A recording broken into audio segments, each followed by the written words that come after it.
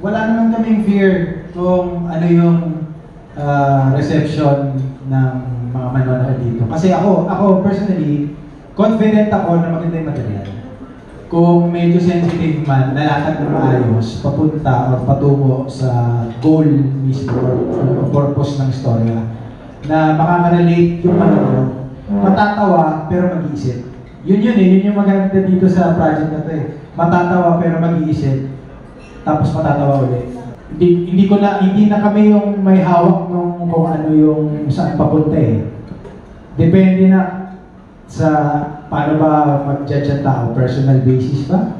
Or as in general, na demographics ba is talagang mali yung ginawa ng pelikula.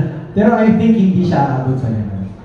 Ang goal naman ng ganitong klaseng tema, ang nakaka-proud lang is, pag medyo ganyan yung opinion nyo na parang sensitive ba, automatic nakuha na namin attention. Yun yung maganda dito. So, basically nakaka-proud yung pelikula.